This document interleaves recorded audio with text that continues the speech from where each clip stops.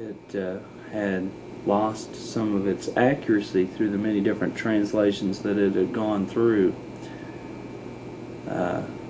from the time that he had a Bible, which was the King James Version. One of the most obvious scriptures that he translated was Matthew chapter 7 verse 1. Here we're also in the Sermon on the Mount. Jesus is concluding the Sermon on the Mount, and he gives us this piece of advice. Christ gives us this piece of advice: judge not that ye be not judged. For with what judgment ye judge, ye shall be judged, and with what measure ye mete, it shall be meted or measured to you again. Now that's simple and straightforward enough. Judge not that ye be not judged. Simply don't judge, and you won't be judged. But when we look at what Joseph Smith translated, when we look at the footnote in the Latter-day Saint King James Version of the Bible, we see a footnote for Matthew 7 verse 1. And the JST here stands for Joseph Smith Translation. And we see he elaborated quite a bit on just a simple line: judge not that ye be not judged was the original version, and now we see this is what Joseph Smith says. Now these are the words which Jesus taught his disciples, that they should say unto the people, judge not unrighteously, that ye be not judged, but judge a righteous judgment.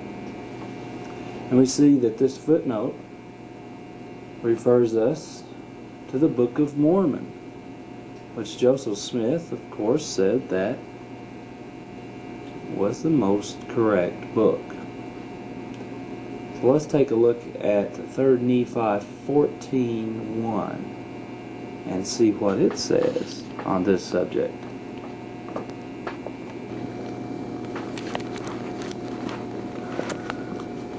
Now here's what Christ is supposed to have said to the people of America in chapter 13 of 3 Nephi in the Book of Mormon. Jesus had spoken these words.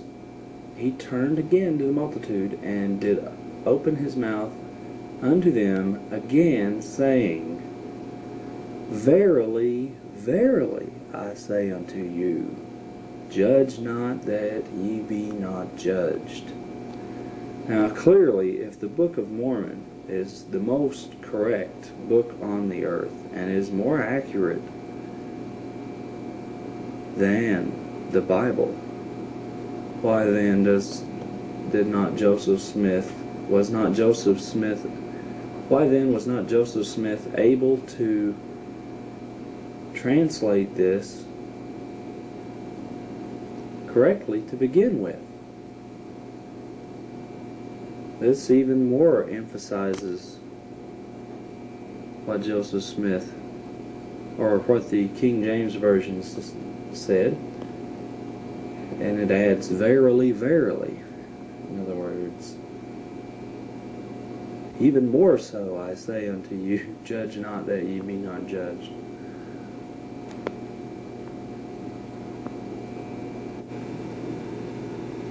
Now let's take a look at the book of Revelation and how Mormonism treats the book of Revelation.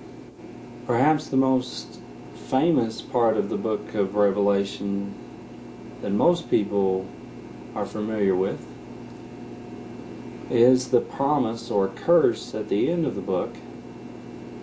In the 22nd chapter, it begins in verse 18, For I testify unto every man that heareth the words of the prophecy of this book, if any man shall add unto these things, God shall add unto him the plagues that are written in this book. So, if you add unto the book, you shall be plagued. And if any man shall take away from the words of the book of this prophecy, God shall take away part out of the book of life, and out of the holy city, and from the things which are written in this book. With that promise in mind, or with that curse in mind, let's take a look at how Joseph Smith interpreted or translated the book of Revelation. One of the most obvious things is the first verse of the book of Revelation. The first chapter, the first verse. Let's read it as it is in the King James Version of the book of Revelation. The revelation of Jesus Christ, which God gave unto him, to show unto his servants the things which must shortly come to pass. And he sent and signified it by his angel unto his servant John. Now let's look closely. This is called the revelation of Jesus Christ, which God gave unto him. Okay, that's pretty clear. It's the revelation which God gave to Jesus to show unto his servants the things which must shortly come to pass. His servants being the apostles, of course. Let's look now at what Joseph Smith wrote when he translated the first verse of the book of Revelation. Right at the very first, we notice the first line is completely different. It is no longer the revelation of Jesus Christ, it is the revelation of John, a servant of God, which was given unto him of Jesus Christ, to show unto his servants the things which must shortly come to pass, that he sent and signified by his angel unto his servant John. Alright. Now how is that different from the original? It does not plainly state that God gave the revelation to Jesus Christ. It plainly states that John is a servant of God, but it no longer says that God gave Christ the revelation. And it is called the revelation of John. Now here we see the heading to section 84, where many of the obvious problems with Mormonism occur, and we notice something very unique about the first verse.